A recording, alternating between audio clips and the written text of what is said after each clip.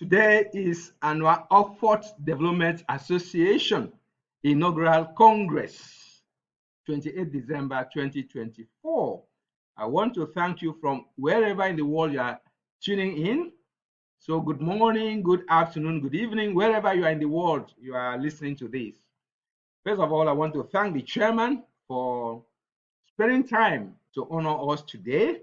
I want to thank the Secretary General and all members of Anua Offot Development Association for today.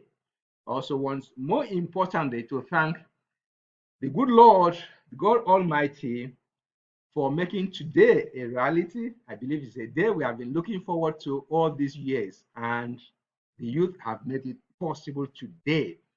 I want to thank them for inviting me to present the inaugural, I would say, lecture to present today's presentation. I want to thank Tony Okure, Chief Linus, and everybody that invited me. So let's move straight to my presentation. When I was given the opportunity to present, I asked the chairman what I should present, and they said I could choose a topic. So I decided to present on winning in life and everything else. Winning in life and everything else. The 7 foundational principles to guide your journey. You know, we're in a journey. All right. My name is Paul Udu. I work for a company called Vision and Talent Group. So I'm very, very excited to present this well, I will call it inaugural paper, inaugural presentation on winning in life and in everything else. The 7 foundational principles to guide your journey. All right. So let's move. I will start with the introduction. One slide on introduction. Really, life. There are 2 things in life, or you can call 3 things: birth and death. In between is what we call life. Between birth and death, between birth and death is what we call life. Some people live for a few minutes, some people die in the womb, some people live to be 100 years. So it depends on what, God's grace to us to live long, live short, whatever. Okay, we just have to thank God. But in pursuing our life, we know that there are certain things that we have absolutely no control over, and there are certain things we have total control. All right. So as we live our life, we should focus. This presentation will really revolve around focus. Focus on those things you have total control. Okay, and then forget about those things you do not have control, because if you focus on those things you do not have control, you'll be frustrated, you'll be stressed, and you will not achieve any results. So it's better you focus on those things that you have total control. One of those things that you have total control is your mind. Is your mind. God gave you a mind. All right, and that's why you're a human being. Like animals do not have a mind, I believe. So as a human being, you have a mind. So that is what makes you human. All right. So focus on those things you have total control. You have total control of your mind. You have total control of what you should do, what you shouldn't do. So everything revolves around you, not your mother, not your father, not your uncle, not your auntie or anybody. Everything revolves on you, based on your mind, based on how you wish to live your life. Okay, as they say, the way you make your bed, you lie on it. All right. So starting on the seven steps, let's just look. The 7 principles, 7 foundational. Because if you do not understand the foundation, then you will not understand the higher principles. All right. So we look at the 7 foundational principles. Number 1, of course, is put God first. Put God first is the number 1 principle. Everything revolves around God. All right. And God's greatest gift to humanity, God's greatest gift to humanity is what we call the freedom to choose. Yes, God gives you the freedom. God gives everybody the freedom to choose. You just imagine a life where you have no freedom to choose. God decides everything for you. God decides everything for you, just like I don't know how to put it. I mean, you cannot do anything for yourself. It's God that directs you this and that. I mean, life will be so boring. So God gave us all the freedom to choose, but He gives us their principles. Okay. Traditionally, we have what we call stimulus and response. All right, but over the years, it has been proven that between stimulus and response, there's what we call the Pavlovian theory. The Pavlovian theory says that between stimulus and response, there's no gap at all. So we just behave like animals. We have stimulus and then we respond. But somebody came and science has proven that between stimulus and response, there is a gap or space. And that space is what we call the freedom to choose. So you can actually choose how to respond to the situations, how to respond to your environment, how to respond to anything, everything under the sun. All right. So you have to choose that freedom very carefully. Apply that freedom very carefully, the freedom to choose. So God is there. God has directed you. He has given you a mind, and He gives you the total freedom to choose. You can decide to be black or white or green or gray, but God also has certain laws that God has put in place. Like example is the the laws that were given to, is it Moses or whatever? All right, and what the law says that, I mean, the basic laws: do not steal, do not envy your neighbor, do not. I mean those are laws. So we have to keep these laws. Okay, all right. So let's keep moving on to number two: manage energy. Actually, they say life is energy. Immediately your energy runs out, you die. When once your energy runs out, you die. All right. So it's like having a bank account. In that bank account, you have all the money, all the energy. So as you live your life, it keeps coming out. You keep depleting it until finally you have depleted it. Therefore, you have to be very, very careful the way you manage your energy. Very careful you way you manage your energy. Traditionally, we say that the energy are in four different forms. It's spiritual energy, mental energy, emotional energy, and physical energy. All right, spiritual energy just that we have to be spiritual, we have to be prepared, we have to honor the Almighty. That's spiritual energy, right? And then the mental energy, our cognitive ability to use our head, ability to use our minds, ability to use our thinking faculty. You have to think in everything that you do, mental, all right? And emotional, how we react to things emotionally, how we react, all right? Somebody slaps you on the road and you put down your shirt and start fighting. It means you are not able to, we call it, you do not have emotional control, all right? And then physical energy, we need to decide to just our muscles. It's just like we need to decide it to strengthen it. All right. So that is the traditional way of looking at energy. But a more a more advanced or refined way is to develop focus. Develop focus. If you focus on one thing at a time, you will conserve energy. All right. So focus is one of the most important ingredients for success in life and in anything. Focus just means that you single-mindedly focus on one thing at a time. Do not do 10 things at a time. Do not do 10 things at a time. Just one thing at a time. As the Chinese say, he said, if you chase two rabbits, you cannot catch any of them. All right. So it all boils back to our mindset. So you can see this diagram here, a mindset. All right. So as you, this is just divided into how many, about 9 segments, but you can divide it into 10 segments or 20 segments or 21 segments. It depends on how you want to divide the segments, how you choose. All right. So you just have to be careful the way you spend your energy in.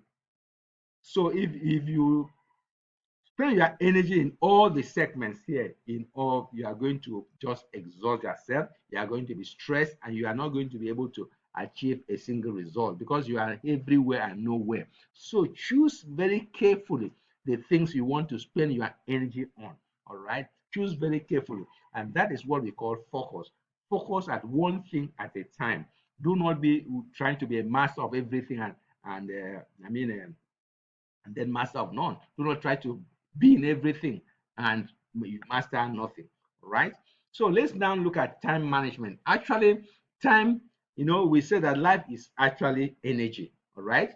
But for human beings, we decide to break it down a little further to include time. To include time. All right. So imagine the world we live. Some people can smile like this man here, Elon Musk, smiling, the richest man in all of human history, the richest man, the only person that has reached $430 billion as his as his net worth, the richest man on all the earth. Okay, the richest man on all the earth, 430 billion. Whereas here in Nigeria, we have an average of just $877. 877. Even all the money we have, we divided into, it was divided into everybody. Everybody will collect less than $1,000, $877. All right, which is very, very poor. And then, so manage your time well. Elon is smiling, but look at this man coming out of prison. What did he exactly do? This man was one of the most powerful men in all of history some years back. But today, he found himself in prison. Why? Because he did not manage his time well. All right. So everybody has 24 hours. Everybody. God does not discriminate. You cannot sell time. You cannot buy time. You cannot expand it. You cannot refrigerate it. You cannot store it. You cannot, give it to your son or borrow some from your mother and so on. Everybody has 24 hours. So to the extent to which you manage those 24 hours very carefully, you are going to have impact in life. You are going to make the world a better place. People are going to feel your impact. So what am I saying? Manage time very carefully. Okay, time and energy are almost the same thing. Don't forget, they said we cannot destroy energy. Energy only converts from one form to the other. So time is a construct. Time is a construct. You cannot manage something that you do not control. We do not control time. It starts from the beginning. It moves forward. It's always moving forward. So how can you control it? So what experts have said is that rather than manage time, since we have no control over time, we should manage ourselves. We should manage how we deploy what we do, how we deploy ourselves, the activities we engage in. Those are the things. That goes back to the first slide where we talk about managing our mindset, managing and focus. All right. So let's keep moving on to number 4.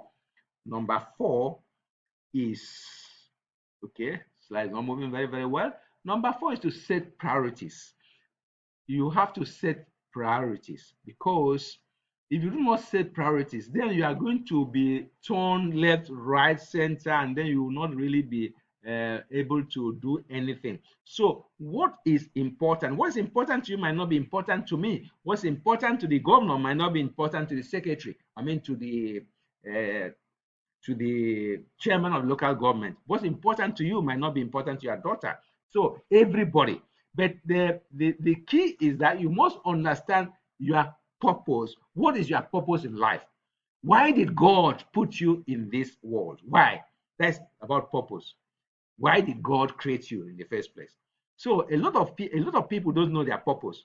They just believe that they were born to come and make money or steal or do anything at all or whatever.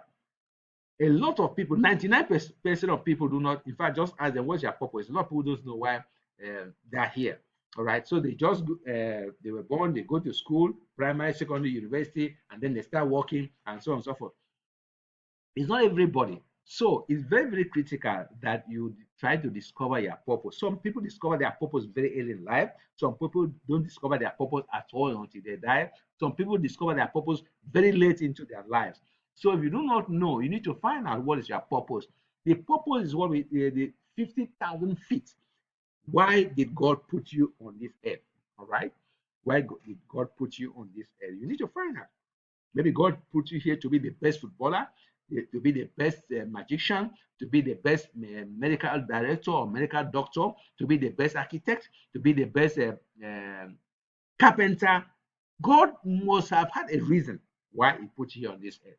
So if you do not know why God put you on this earth, then you need to find out. All right. Then from purpose, we move to vision, where direction you are going, and then mission, what exactly you want to do in the short and goals, the thing you want to do next 1 year, next 2 years, set goals. So we have 50,000 feet, which is we are the what we call the purpose level, and then 40 to 30,000 feet, all right, which is about 10 to 20 years, and then 20 to 10,000 feet, which is about 5 to 10 years, and then the runway, right? For everybody, these levels will be different. For everybody, these levels will be different. Okay, some people will focus only for the first 2 years, what they want to achieve in the first 2 years, or what they want to achieve in the next 5 years, and so on and so forth. But the earlier, the more you can see ahead, the more you can plan ahead, the better. Okay, the runway is what we do on a daily basis. The runway, how do you spend your time? We are going to go to that next. Okay, so that's number 5. Focus on the importance. Focus on the importance. There are two attributes that define everything in life. Two attributes: importance and urgency. Importance and urgency. Some people call this matrix the Eisenhower matrix. All right, it doesn't matter. You can just call it importance and urgency matrix. All right. So if you look at this, is what they call the matrix. You can see here quadrant 1, quadrant 2, quadrant 3, quadrant 4. On top here, on top on the horizontal axis is the urgent and not urgent. Something can be urgent or not urgent. And then on this, what we call the vertical axis is what we call important and not important. So this importance, this urgency, those are the two attributes of most of the things that happen in this world. Something can be urgent or important. Okay, of course, in between. So it depends on and so on and so forth. But these are the basic attributes: important and urgent. So let's look at as members of this association, where should we be finding our time? Let's go straight to the bottom here. Quadrant 3 and quadrant 4, not important. Not important, even if it's urgent. All right, you should never try as much as possible not to spend your time in these 3 quadrants. I mean, quadrant 3 and quadrant 4. Anything that's not important. A lot of people specialize in what I call trivalities. Trivalities, things that are not important. They will know all the football players in the EPL, on the La Liga, and the Spanish league, and so on and so forth. What does that? How does that put money in your pocket? It just makes you happy. But how does that put and make you a better person? How does that put money in your pocket? How does that make you create impact for your society, for our community? All right. So do not focus, do not be expert in small things. Do not be expert in small things. All right. So if I say you should not find your time in quadrant 3 and quadrant 4, so that leaves us with only quadrant 1 and quadrant 2. So let's look at quadrant 1, urgent. Things is urgent and important, we have to do them. Urgent and important, we have to do them because they are mostly emergencies. All right, so we have to do them. But however, the most important quadrant in this place is quadrant 2. I say spend your time in quadrant 2. Spend your time in quadrant 2. This is the most important quadrant. And you can say, Paul, why? It's not urgent. Yes, it's not urgent, but it's important. Things that are not urgent, typically they do not make noise, they do not shout, they do not cry, they do not ring bell, but they define who you are. Something like going to school, something like reading, something like attending mass, for instance, they are not urgent.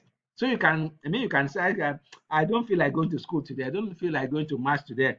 But because they're not urgent, they don't ring bell, come and do me, come and do me. But urgent things always ringing bell, come and do me, come and do me, come and do me. All right.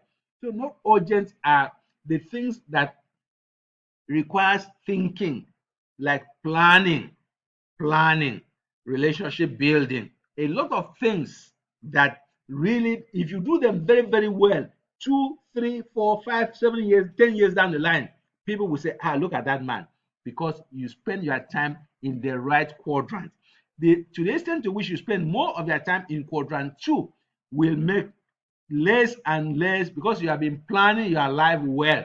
You will not have urgent, so many urgent things, because you have been planning. You can see ahead, you can see 2 years, 3 years. You have, I mean, a lot of people don't even have a savings account. Some people don't have insurance, life insurance, and so on and so forth. But they are not urgent.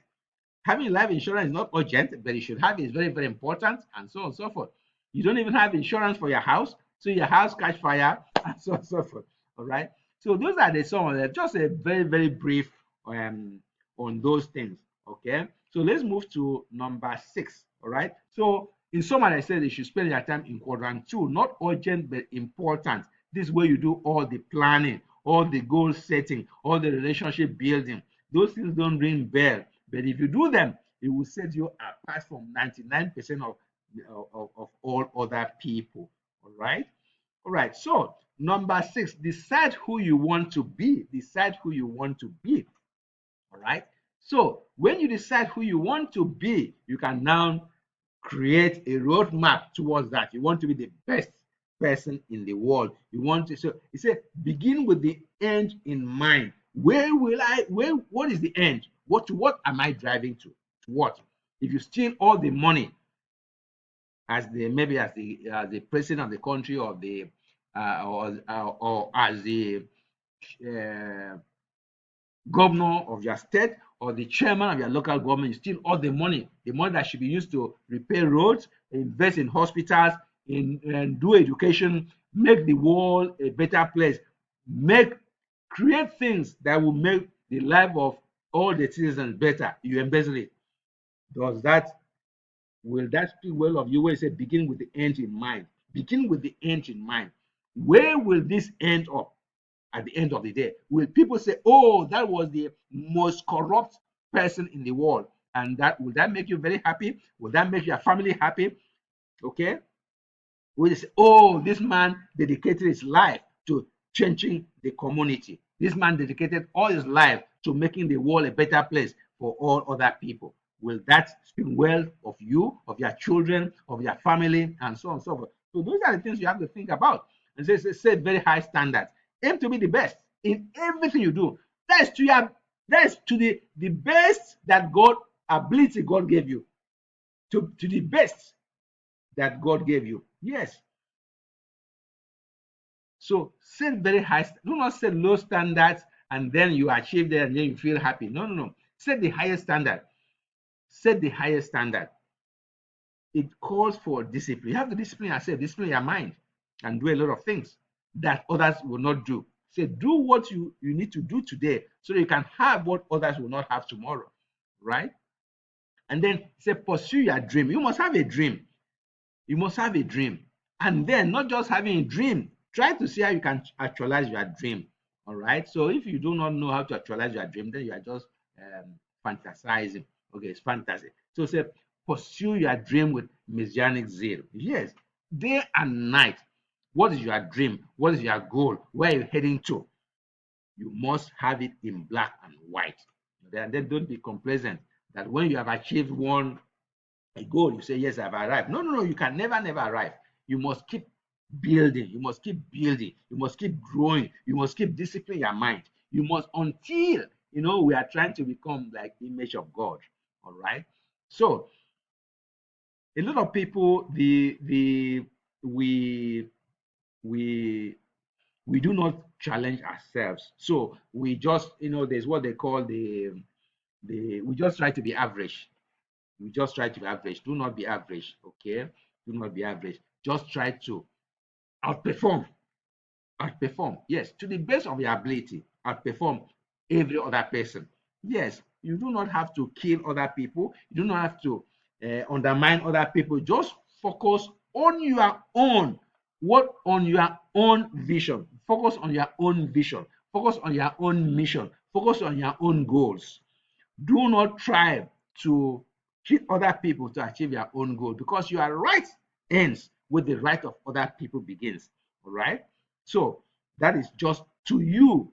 To you, focus ceaselessly, with messianic zeal on what you want to be. What first you have to be, you can say he is the best person in the world. He's the kindest, he's the brightest, he's the most noble. Anything that is ennobling, those are the things you focus on. As I say, begin with the end in mind. Okay. All right. So that is decide who you want to be. Let's number 7. Make learning a priority and execute. Make learning a priority and execute. All right. So, where do you learn? Books, self tutorship, mentor, coaching. So, have a mentor, have a coach, then tutor yourself. That calls for discipline. All right. And then read books. A lot of people don't. So when once we finish primary school, we stop reading. When once we finish secondary school, we stop reading. When once we finish university, we stop reading. And then, so remember, some of us finished university about 30 years ago. So if you stop reading, you only know things that happened 30 years ago. And then you just excuse me, just depend on news, what you hear on radio and TV, and you do not understand how the world is changing. All right. Then, not just reading, you must execute. Execute is when you now convert information and knowledge into, okay, products and services. So if you do not execute, you just be doing a lot of means reading books. Say I've read 1,000 books. So if I've read 1,000 books, what have you done with all those knowledge? You have to implement, you have to execute the what you have learned in reality. Have you learned how to drive motor? You can become the best driver in the world. You can become the best doctor. You can. So do not just read, implement. All right. So that's the difference between people that really impact the world, people that make the world a better place. Is the difference between just knowing something and doing something. All right.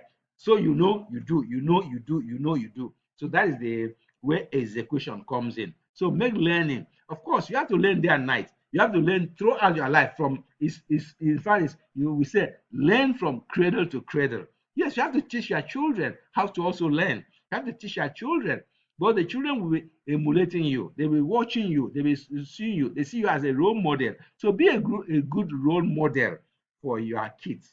All right. So that is number 7. I said 7 principles, foundational principles. All right. So let's look at what I call a bonus. Okay, I did a bonus for you, a bonus point number 8, a bonus point, because today we talk about digital marketing. We talk about digital marketing. So if you have not heard about digital marketing, well, I just want to share it with you briefly. Hear about internet, hear about social media. How do people use all these technologies to live a better life? So today, the internet, I'm using the internet to reach you right now. I'm using technology to record this. Okay, I'm using an app, and I'm using a software to record this video, and I will send it to the, and then send it. Everybody will see it, will listen to it, will watch me even talking. But that's technology. um so if you do not master these things, then you are going to really make yourself uncompetitive. Okay, so you need to make yourself competitive. So it starts, this is this is just a kind of model of what we call the funnel. This is a kind of funnel. You can see here the top here is wider and then the bottom here is smaller. So everything that's happening in social media, a lot of people make money using social media. A lot of people use internet to make money. So you have to learn how to use these technologies. Okay, so we will call about digital marketing. It starts with what you call lead capture, and then you nurture the leads, and then you close. All right, closing means you make money. All right, so I want to encourage all our members, all members of ANODA, Anua Offot Development Association, to learn how to use these technologies to make their life better. All right. So during the face to face, I believe that we can have a Q&A. We can have a Q&A, question and answers, where we meet. If there are any questions, you can forward the questions and then we try to answer it. And then I would like to keep in touch. All right. My name, I said, is Paul Uduk. My name is Paul Uduk. I run a company called Vision and Talent. All right, so you can get let's connect through poludu.com, and then there's a link there that you can reach out to me, and we just keep making our lives better, keep the conversation going. So thank you so much. Thank you, Mr. Tony Okure. Thank you, every member. Linus, I have the list here. If I want to talk about, call everybody, then the day would have gone. So I want to thank you for giving me the opportunity to share a little I know in the short time available. Thank you so much, and God bless you again. Thank you, Chairman, for honoring this today. I want to encourage you. I want to encourage you. Do not give up. Do not relent. Keep pushing. All right. We're brought up to be men of honor. We're brought up to be people of conscience. All right. So stay the course. All right. Stay the course. And God will, in His infinite mercy, will bless all of us. Thank you and bye for now.